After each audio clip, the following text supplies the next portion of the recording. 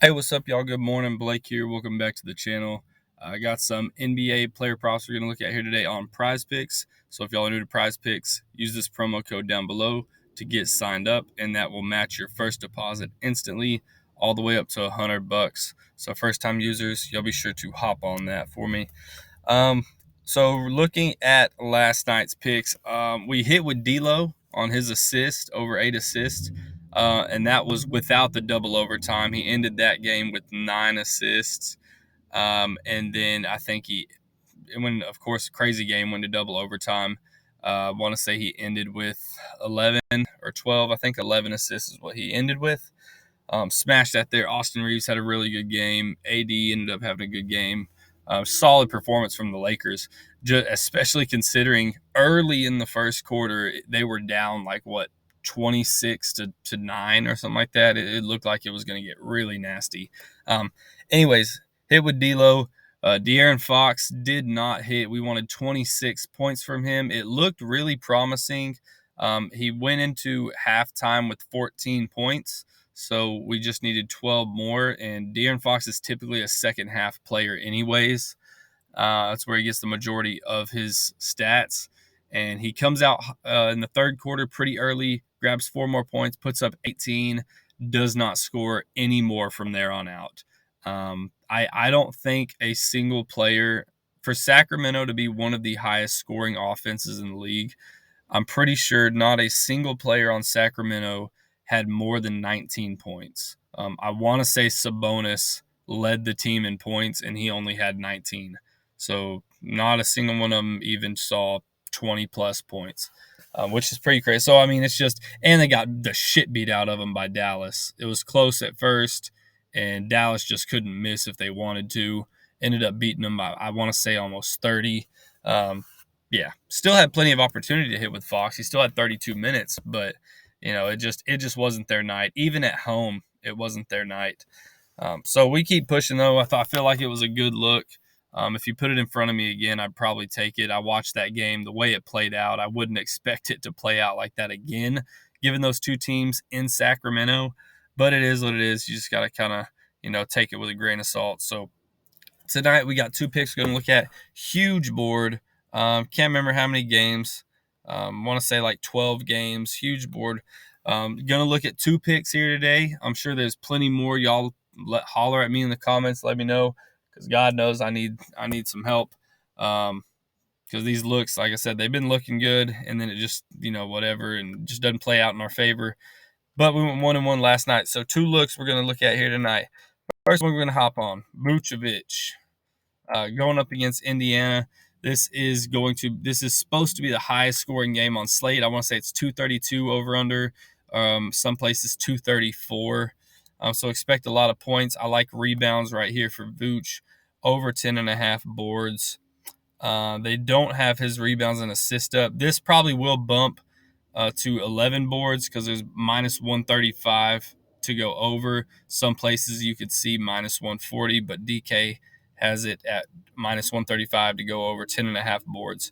So we take a look at a little bit of stats on this one. Booch, a lot of shots going to be put up tonight by Indiana, right? Well, both teams. Chicago's going to have to play keep up. It's supposed to be a close game, actually. We checked the spread on it really quick. So I don't think anyone's picked to get blown out. Hopefully that does not happen. Indiana by only 2.5. There you go, 234.5 over under. Indiana 2.5 spread. So considering that, going to be a lot of shots put up, a ton of rebound opportunity here for Vooch.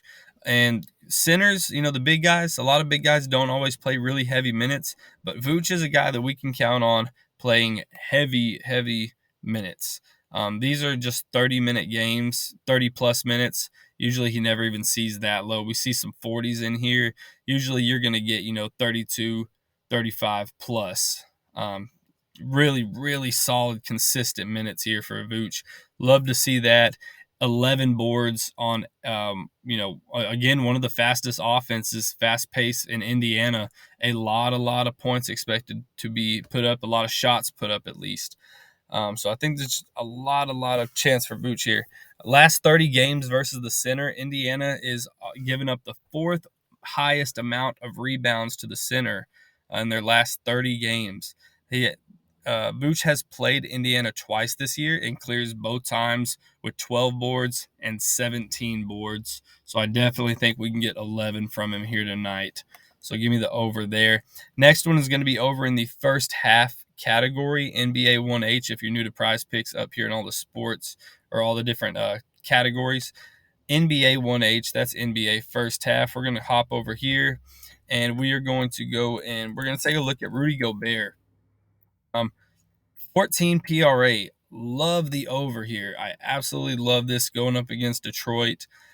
They don't have that on there anymore, but we got some stats on it anyways.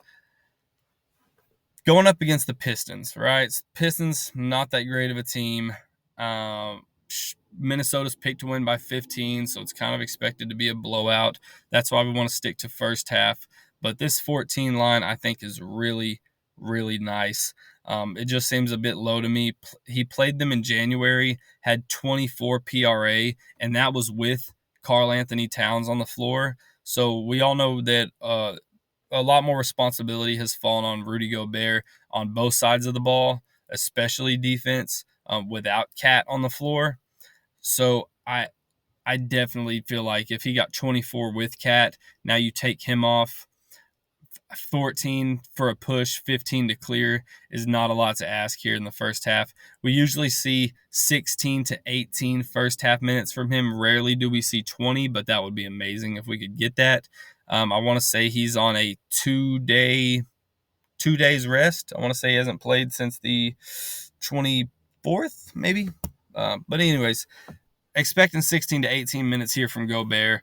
14 PRA. We've seen time and time again he gets 9 and 10 first half rebounds. His points are at 7. If he gets, just 9 first half rebounds, which is very doable against Detroit.